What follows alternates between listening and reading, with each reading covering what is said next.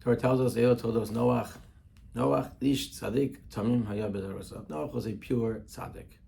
Noach is chosen by HaKadosh Baruch Hu. He's chosen by God for a sacred task. He needs to build this teva. Hashem says, I'm going to destroy the world. Hashem says, these are the instructions, and you have to eat all these animals.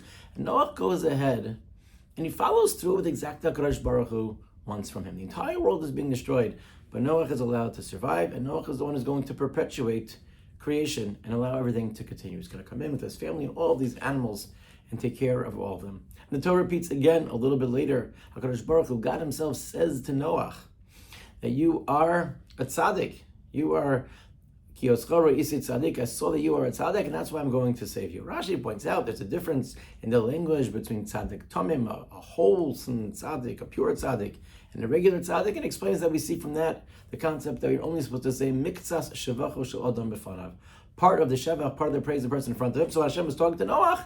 He doesn't say anything. That's the backdrop that we have of the tzidkus, of the righteousness of Noach. And through that lens, a statement of Rashi from Chazal seems particularly difficult. The Torah tells us, Vayavo Noach ubanav, that Noach and his sons went into the teva, mipnei me hamabel, because of the waters of the flood. And that language of mipnei me hamabel, because the language of the flood, is troubling to Chazal.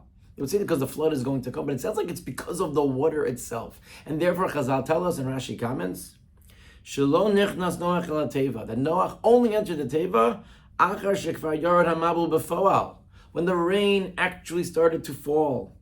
V'amayim dachku, and he was pushed. I had no choice anymore. He had to make sure that he entered into teva in order to be able to save himself. Why? So Chazal say, and Rashi quotes, She'af Noach miktane amana haya. Noach was from the lesser of believers. Ma'amin ve'eno ma'amin. He believed, but he didn't fully believe. Ma'amin ve'eno ma'amin she'yavo ma'abol. He didn't fully believe the Mabul was going to come ad shedachku hamayim, until he was pushed actually into the water. It seems so difficult. So difficult. Noach is this great tzaddik. Noach has been engaged in building the teva for 120 years. Everybody's making fun of him. What are you doing, you old man? This is crazy. You're wasting your time. You have these dreams that the world is going to be destroyed.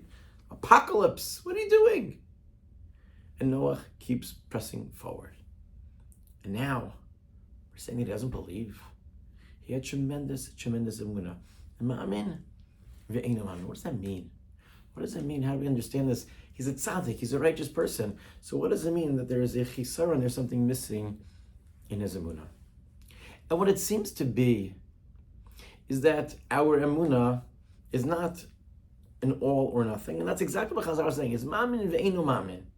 Miktane amana, I don't think means that he was of the lesser ones, but there was something that was missing from his Emunah. He believed be'emunah shleima, he believed in full faith in HaKadosh Baruch Hu.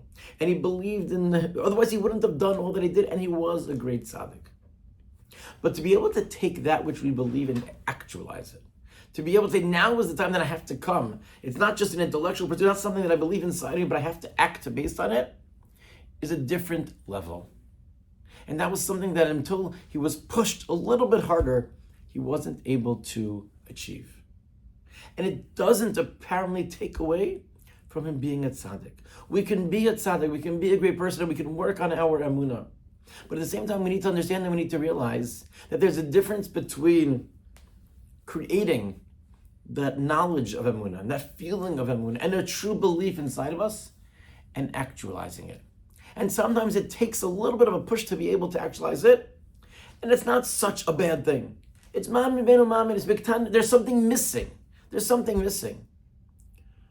But there are going to be moments in our lives when we feel it more intensely and when we feel it a little bit less. And Noach can be simultaneously a great tzaddik, and at the same time have those moments where I believe, but I need that push. I need something. I need a little bit more. I think it's an important lesson to keep in mind that emunah is not going to be all or nothing. And there are going to be times when we feel it, and there are times that we feel it more, and there are times that we're going to feel it a little bit less.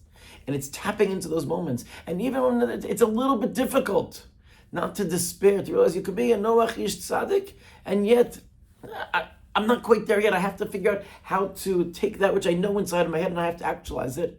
And that's okay. But it's the knowledge in the end that when I need to do it, that it's HaKadosh Baruch Hu who is guiding. That's the Emunah Shlema. That is the full Emunah.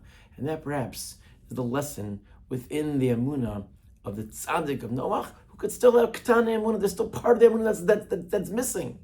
But it doesn't take away, but rather it's something which continues to develop as we get closer in our relationship with HaKadosh Baruch Hu, and as we expand our understanding of that Emunah, and that hopefully in the moments when we need it, when we've worked on it throughout our lives, we're able to tap into it and to do all that HaKadosh Baruch Hu wants from us.